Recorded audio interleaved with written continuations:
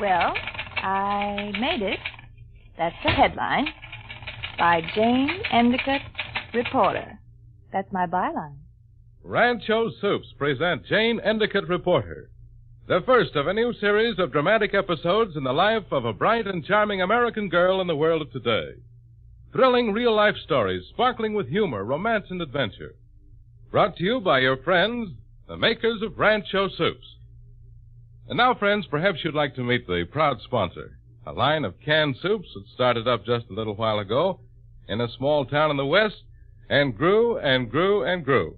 Today, you'll find Rancho Soups everywhere along the Pacific coast, and in Montana, Idaho, Utah, Nevada, and now in Arizona. Rancho is the brand name of the Sunnyvale Packing Company. And these Sunnyvale people got to thinking one day that if good soups could be canned, why couldn't they be made even better in the West, where we all know the best vegetables and the best of everything else is found?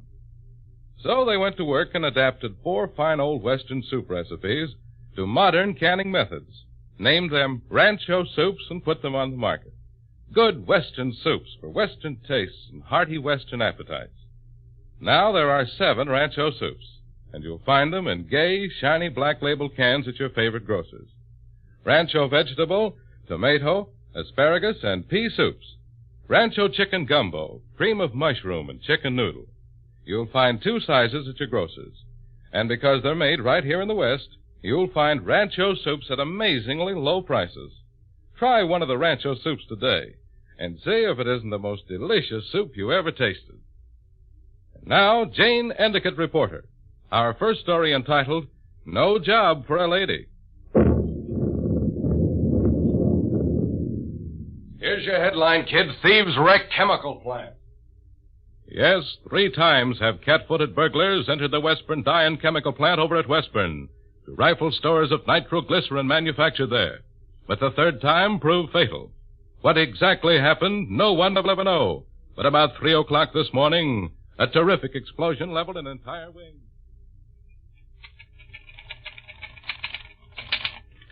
Now listen to this, Pete, editorial for tomorrow's paper. The Sword of Damocles, that's the title. Too long have the citizens of Westburn stood close to sudden death. The Press Chronicle draws attention to the fact that the workers at the Westburn Dye and Chemical Plant deserve at least a pretense of protection. But they're not getting it. The premises of the plant are open to all who would enter for whatever purpose.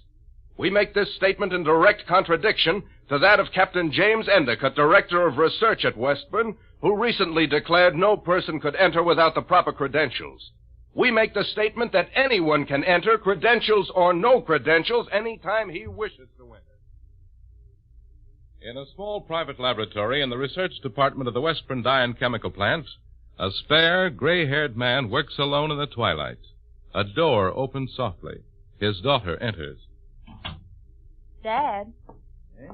Oh, Jane, I didn't hear you. It's nearly 6. The second shift will be on soon. Don't you think it's time you went home and got some sleep? Oh, I'm all right, Jane. You go on. Don't wait for me. I've got to finish up. Oh, hand me that burner, will you? Oh, yes. Thank you. Did you, read the editorial in this afternoon's Press Chronicle? Huh? Oh, yes. So unfair. Whoever wrote it didn't know what he was talking about. I'd just like to see him try to get in without permission. He'd be thrown out so fast. Oh, it doesn't matter. Since those thieves blew up the North Wing and themselves as well, Pete Flaherty hasn't had much to write about. A fellow has to do something to whip up local interest and keep people reading his newspaper. Well, if he's so hard up for local news, perhaps he needs someone to go out and get it for him. You know, Dad, he could use a reporter, couldn't he? There he is, running a newspaper all by himself. No, Jane, no. Working for Pete Flaherty is no job for a lady. Besides, haven't you got a job? Dad, as your secretary, I'm the most useless person in the plant, and you know it. But, Jane, somebody has to be my secretary. Might as well be you. You don't need a secretary. And it isn't very pleasant knowing that the people you work with realize that the only reason you have a job is because your father is head of research. Well, there could be worse reasons. Well, what do you want to do? Well, Mother and I were talking it over last night. I see. Then it's all settled. Oh, no, not at all. I want to know what you think. If I really went after a newspaper job, and I know And I'll bet you know I could handle it. I could... What's the matter? That door behind you. Well, It's opening. come in. Thank you. I wasn't sure if I'd come to the right office. Oh, this is a private laboratory. So I see. I was looking for Captain Endicott. He sent me from one place to another around this joint till I'm dizzy. Who sent you? Oh, various people around the place. I'm from the Press Chronicle. Captain Endicott told me to meet him here. No person is allowed inside unescorted, Mr. Jervis. Anthony Jervis. How are you? Particularly not here in the research department. What? You mean this is the... Well, I didn't realize I was on sacred ground to take my shoes off. You're not funny. You say you know Captain Endicott? Why, you bet we're practically bosom buddies. Say, miss, haven't I seen you before someplace? Mr. Since when have you been working on the Press Chronicle? Since 2 days ago. I'm new to this town, but I hope to know it better. Much better. The name's Jervis. Anthony Q. Jervis. Oh, Q, huh? Yeah. Quintus. Silly, isn't it? Some people say it's Q for quits. Quit? Yeah. There's a rumor that when I was born, my father looked down at me and then at my mother and said, "Let's call it quits." Young man, before you go, would you mind pressing that button behind you? I've got to get on with my work. Why, of course. There you are. Oh, I guess I've been a nuisance, haven't I? Yes. But could you tell me where... Say, isn't that a high-temperature electric furnace I've turned on? Huh? Oh, yes, indeed. Yeah. You've seen them before, I suppose. Never. Say, isn't it time for you people to knock off after all? It's after 6, isn't it? Yes. Were you counting on it? Yes, sir. Did you sound the alarm, sir? Oh, yes. Come in, Stephens. I think you'd better put this young man under arrest. Wait a minute. What goes on? All right, you. Come along. Hey, now, wait a minute. Take your mitts off me. What is All right, this? boys. Come in and get him. No, you can't do this to me. I'm a reporter. I want to see Captain Endicott. Call my paper. Call Pete Flaherty. Get outside. Hey, cut it out, will you? Get out. Come on, cut it out. Well, pretty neat, Dad, making him press that alarm button himself. I wonder who he is. Do you think he really works for the Press Chronicle? Well, you might call up and find out. There's the phone. Okay. Hello, switchboard. Will you please get the Press Chronicle office for me? And Father, reporter or no reporter, that young man's going to stay in jail for a while. Yes, Ben, I got Captain Endicott's call, all right. I was just waiting here for you to show up and verify it. Okay, Hannon, you can turn loose that guy in cell 5. Thank you, Sergeant. And we could hold him for trespassing, you know. Well, we'd rather not, thank you, just the same. Do him good to spend the night in the jail. It was time he was taught a lesson. You know him? I'll say, just joined up with the paper, invested money in it. Moved into town with his mother a couple of weeks ago. I guess Flaherty knows a sucker when he sees one. Oh. And here he comes now. Well, sorry to see you leave so soon. The pleasure's all mine, Sergeant. Well, if it isn't Test Tube Tessie, the laboratory Lulu. Yeah, and you can thank her for not having to spend the night in a cell. Now, scram, beat it. Why, Miss, you mean you? One of these days, Mr. Jervis, those smart alecky tricks of yours are going to get you into trouble. Good night, Sergeant. Good night, miss. Hey, wait a minute. Oh, hold on. I want to apologize. You needn't bother. Oh, but I want to. I'm sorry, I really am. I didn't mean to cause you any trouble. Oh. I want to thank you. Perfectly all right. I suppose your reason for crashing the chemical plant was to cause a number of people to lose their jobs. Oh, no, it's not that at all. The Press Chronicle is merely fighting for the good of the entire community, the common interest. The plant stops operating through inefficiency or carelessness, Westburn would be practically a ghost town. Then where would my paper be? Hey, see how it ties up? It means something to me. Oh. Now, those old codgers at the gates aren't tough enough. You know how I got past them? It'll give you a laugh. I got a big yellow badge used to identify one of the poultry judges at last year's fair. Stuck it on my chest, and that old guy at the gate didn't even look twice when I walked in. Very clever, Mr. Jervis. You'll have a fine story, won't you? And how? Just wait till old Endicott reads it. Your bosom buddy. Yeah. I did want to see him, though. Actually, I've never laid eyes on him. I knew that. Oh, did you? How? He was the gentleman in the laboratory who ordered your arrest. Oh, well... What? You mean that skinny old guy with... That was Captain Endicott. Oh, you're kidding me. He didn't look like any old soldier to me. Captain Endicott holds the DSC, the Croix de Guerre with palms, and a few other souvenirs of the last war, including a silver plate in his skull. Oh. I guess I'm not very bright, am I? Such humility is more than refreshing. Well, here's my car. Good night, Mr. Jervis. Oh, wait, I want to thank you again for what you did. I mean, getting me out of the Bastille. That's perfectly all right, Mr. Jervis. At the very worst, your partner, Mr. Flaherty, would have sobered up enough by morning to post bail for you.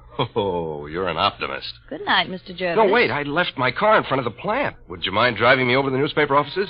Your car is parked across the street where the police put it, as you very well know.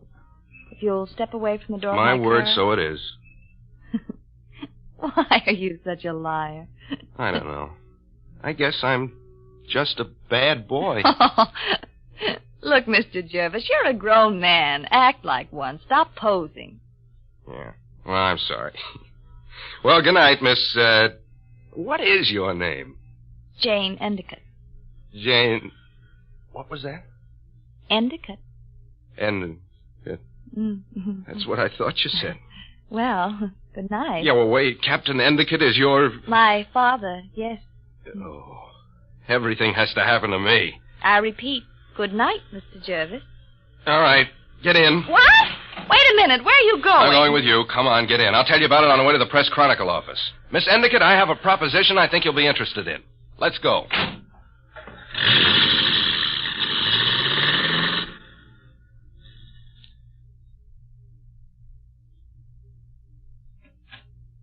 I brought your dinner, Dad.